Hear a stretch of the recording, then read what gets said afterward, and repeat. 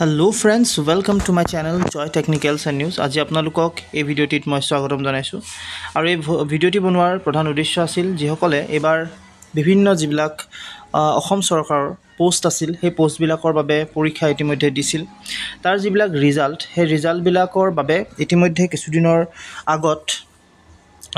এটা ঘোষণা কৰা হৈছিল যে আপোনালোকৰ যিবিলাক ৰিজাল্ট হেয়া 9 অক্টোবৰ তাৰিখে আপোনালোকৰ আহিব আৰু আপোনালোকে হেদিনাখনে পাব কিন্তু যেটো পৰিস্থিতি আসলতে বা যিখিনি হৈ গল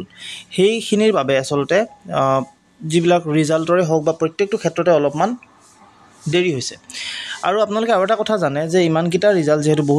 বহুতখিনি পৰীক্ষা আসলতে হৈছিল সো ইয়াৰ ৰিজাল্টবিলাক যেহেতু এদিনত দিয়াটো সম্ভৱ নহব পাৰে গতিকে ইয়াক লৈ আসলতে যিবিলাক নতুন ডেট কেতিয়া আপোনালোকৰ ৰিজাল্টবিলাক দিব তাৰ বিষয়ে আপোনালোকক এই ভিডিঅ'টিত মই জনাম এই ভিডিঅ'টিত আপোনালোকে গম পাব এডিআৰইৰ যিবিলাক ৰিজাল্ট আছে গ্ৰেড 3 কেতিয়া দিব গ্ৰেড 4 কেতিয়া দিব হেলথ ডিপাৰ্টমেণ্টৰ যিখিনি টেকনিক্যাল নন টেকনিক্যাল যিবিলাক পোষ্ট আছিল তাৰ ৰিজাল্ট কেতিয়া দিব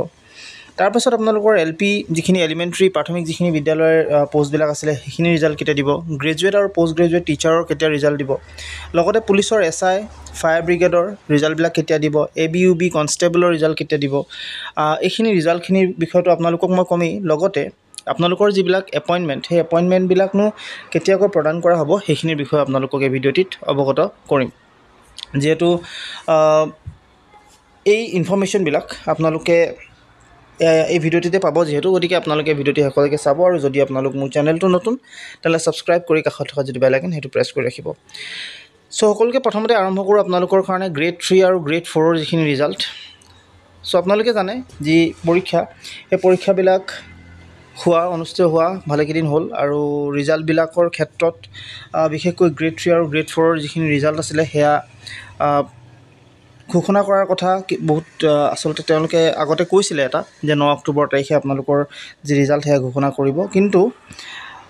এতিয়া নতুনকৈ যিবিলাক ডেট আহিছে প্ৰত্যেকটো ৰিজাল্টত বা প্ৰত্যেকটো আসলতে বিভাগৰে যিবিলাক ডেট ৰিজাল্টৰ যেটো ডেট হেতু বেলেগ বেলেগ গতিকে গোটেইখিনি মই আপোনালোকক এফালৰ পৰা ক'বলৈ চেষ্টা কৰিম প্ৰথমটো হৈছে এডিআৰই গ্ৰেড 3 ৰিজাল্ট এডিআৰই যিসকলে গ্ৰেড 3 পৰীক্ষা দিছিল যিসকলে গ্ৰেড 3 ৰিজাল্টৰ কাৰণে ৱেট কৰিছে তেওঁলোকৰ ৰিজাল্টবিলাক দিব 10 অক্টোবৰ তাৰিখে আপোনালোকৰ 10 অক্টোবৰ তাৰিখে গ্ৰেড 3 ৰিজাল্ট দিব ইয়াৰ পিছত আহি যাব আপোনালোকৰ গ্ৰেড 4 ৰ ৰিজাল্ট গ্ৰেড 4 ৰ যিসকল আছিল টোটাল 5000 পোষ্ট আছিল তাত এডিআৰই গ্ৰেড 4 আৰু সেই 5000 পোষ্টৰ যিখিনি ৰিজাল্ট হেতু 15 অক্টোবৰ তাৰিখে আপোনালোকে পাবলৈ সক্ষম হ'ব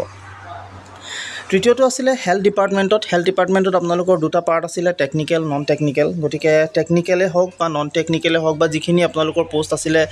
বিশেষকৈ হেলথ ডিপাৰ্টমেণ্টৰ গতিকে এই পোষ্টবিলাকৰ যিখিনি ডেট বা যিখিনি ৰিজাল্ট ডেট হেতু হৈছে 12 অক্টোবৰ তাৰিখে আপোনালোকৰ 12 অক্টোবৰ তাৰিখে হেলথ ডিপাৰ্টমেণ্টৰ টেকনিক্যাল আৰু নন টেকনিক্যাল দুইখিনিৰে ৰিজাল্টবিলাক পাই যাব ইয়াৰ পিছত আহি গ'ল আপোনালোকৰ নেক্সট এলপি এলিমেন্টাৰী অৰ্থাৎ প্ৰাথমিক বিদ্যালয়বিলাকৰ যি শিক্ষক পদৰ যেটো নিযুক্তি আসলতে হেতুৰ যিখিনি ৰিজাল্ট হেতু উল্লেখ কৰিছে 15 পৰা 20 তাৰিখ বা 15 পৰা 20 অক্টোবৰ তাৰিখে আপোনালোকক আগবঢ়াব তাৰ আগতে সাধাৰণতে গ্ৰেজুৱেট আৰু পোষ্ট গ্ৰেজুৱেট যিখিনি টিচাৰ্ছ আছে বা যিখিনি পোষ্ট আছিল সেইখিনি আগবঢ়াব বুলি কৈছে যেহেতু গ্ৰেজুৱেট আৰু পোষ্ট গ্ৰেজুৱেট টিচাৰ যেটো পোষ্ট সেইখিনি আগবঢ়াৰ কাৰণ এটো যে যেহেতু এলপি ইউপিত যদি আগতে দিয়ে তেতিয়াহলে গ্ৰেজুৱেট আৰু পোষ্ট গ্ৰেজুৱেট টিচাৰ সকলো তাত থাকি যাব গতিকে অকমান ক্লিন কৰিবৰ কাৰণে প্ৰথমতে গ্ৰেজুৱেট আৰু পোষ্ট গ্ৰেজুৱেট টিচাৰৰ পোষ্টখিনিৰ কাৰণে তেওঁলোকে এপইন্টমেন্ট দিব তেতিয়া আসলতে কি হল এখিনি যিসকলে পাব গ্ৰেজুৱেট আৰু পোষ্ট গ্ৰেজুৱেট টিচাৰ যিখিনি আছে সেই যিসকলে পাব তাৰ ক্ষেত্ৰত আসলতে কি হল এফালে এলপিৰ কাৰণে আসলতে যিসকল যোগ্য তেওঁলোকে আসলতে পাবলৈ সক্ষম হ'ব গতিকে এলপি ইউপিৰ কাৰণে 15 পৰা 20 অক্টোবৰ বুলি দিছে আৰু গ্ৰেজুৱেট আৰু পোষ্ট গ্ৰেজুৱেট টিচাৰৰ যিখিনি যেটো ৰিজাল্ট ডেট হেতু 15 অক্টোবৰ তাৰিখে এটো আগবঢ়াব আপোনালোকক ইয়াৰ পিছত আছে আপোনালোকৰ আহি গ'ল পুলিচৰ কাৰণে পুলিচৰ এসআই অৰ্থাৎ সাব ইন্সপেক্টৰ আৰু লগতে fire brigade so sub inspector আৰু ফায়াৰ ব্ৰিগেডৰ যেটো ৰিজাল্ট হেতু আসলতে 10 অক্টোবৰ আগতো হয়তো দিব পাৰে বা 10 তাৰিখেও দিব পাৰে ইয়াত কোনো ঠিৰাংকৈ কোৱা নাই যে 10 অক্টোবৰতে দিব আপোনালোকক কৈছে এনেকৈ যে 10 অক্টোবৰত দিব পাৰে বা তাৰ আগতো হয়তো দিব পাৰে তাৰ পিছত আহি যায় লাষ্ট যেটো এবিইউবি কনষ্টেবল যেটো পোষ্ট আছিল সেই এবিইউবি কনষ্টেবলৰ পোষ্টখিনিৰ কাৰণে যেটো ৰিজাল্ট সেই ৰিজাল্টৰ বাবে আপোনালোকক ডেট উল্লেখ কৰা নাই যেহেতু ইয়াৰ বাবে আচলতে আপোনালোকৰ ডেটটো তেওঁলোকে উল্লেখ কৰা নাই আৰু তেওঁলোকে কৈছে যে অক্টোবৰৰ যি সময়ছোৱা সেই সময়ছোৱাতে আপোনালোকৰ এজি ৰিজাল্ট আচলতে ABUB কনষ্টেবলৰ সেইখিনিও হয়তো তেওঁলোকে প্ৰভাইড কৰিব বা আগবঢ়াব আপোনালোকৰ কাৰণে। আৰু এটা কথা ইয়াতে জনাওঁ, আপোনালোকৰ যদিও ৰিজাল্টবিলাক আগবঢ়াব আৰু ইয়াৰ কাৰণে আপোনালোকক যিহেতু এপইণ্টমেণ্ট লেটাৰ লাগিব, সেই এপইণ্টমেণ্ট লেটাৰখিনিৰ বাবে এপইণ্টমেণ্ট লেটাৰ আপোনালোকক প্ৰদান কৰিব এটা নিৰ্দিষ্ট ডেট। লগালগ আপোনালোকক কিছুদিন হয়তো ৱেইট কৰিব লাগিব, যিসকলে ADRE হওক বা হেল্থৰে হওক বা LP হওক, গ্ৰেজুৱেট পষ্ট গ্ৰেজুৱেট টিচাৰ হওক বা SI হওক বা ফায়াৰ ব্ৰিগেডৰ হওক, এই সকলোসকলে আচলতে যি এপইণ্টমেণ্ট লেটাৰ তাৰ কাৰণে ৱেইট কৰিব লাগিব। আৰু এপইণ্টমেণ্ট লেটাৰবিলাক আপোনালোকক আগবঢ়োৱাৰ যিটো ডেট তেওঁলোকে কৈছে সেইটো হৈছে 25 বা 26 অক্টোবৰ। 25 বা 26 অক্টোবৰত আপোনালোকে আচলতে এই এপইণ্টমেণ্ট লেটাৰবিলাকো পাবলৈ সক্ষম হ'ব। আৰু সাধাৰণতে নৱেম্বৰৰ পৰা আপোনালোকক হয়তো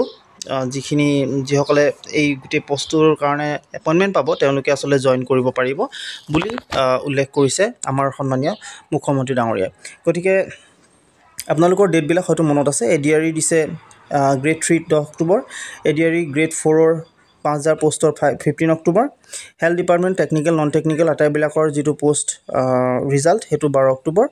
তাৰপাছত আপোনালোকৰ আহি যাব LP এলিমেণ্টাৰী 15ৰ পৰা 20 তাৰিখৰ ভিতৰত দিব অক্টোবৰৰ, আৰু গ্ৰেজুৱেট পষ্ট গ্ৰেজুৱেটৰ কাৰণে 15 অক্টোবৰে দিছে। পুলিচৰ SI আৰু ফায়াৰ ব্ৰিগেডৰ 10 অক্টোবৰ বা তাৰ আগত আপোনালোকক প্ৰভাইড কৰিব। আৰু ABUB কনষ্টেবলৰ অক্টোবৰৰ এই সময়ছোৱাতে আচলতে আপোনালোকক হয়তো দিয়াৰ চান্সেছ থাকিব। আৰু এপইণ্টমেণ্ট লেটাৰৰ কাৰণে আপোনালোকক মই ইতিমধ্যে ক'লোঁ 25 বা 26 অক্টোবৰ তাৰিখে আপোনালোকক এপইণ্টমেণ্ট লেটাৰ প্ৰভাইড কৰিব। চ' এইখিনি আপোনালোকৰ কাৰণে জনালোঁ। আশা কৰিছোঁ ভিডিঅ'টো আপোনালোকে ভাল পালে। যদি ভাল পালে তেনেহ'লে প্লিজ লাইক শ্বেয়াৰ আৰু ছাবস্ক্ৰাইব কৰিব। লগতে কাষত থকা যিটো বেল আইকন সেইটো প্ৰেছ কৰি ৰাখিব। যিমান পাৰে সিমান শ্বেয়াৰ কৰক, যাতে সকলোৱে যিসকলে এই পষ্টবিলাকৰ কাৰণে ৱেইট কৰি আছে তেওঁলোকেও পায় আৰু তেওঁলোকেও উপকৃত হয়। আজিলৈ ইমানেই, ধন্যবাদ।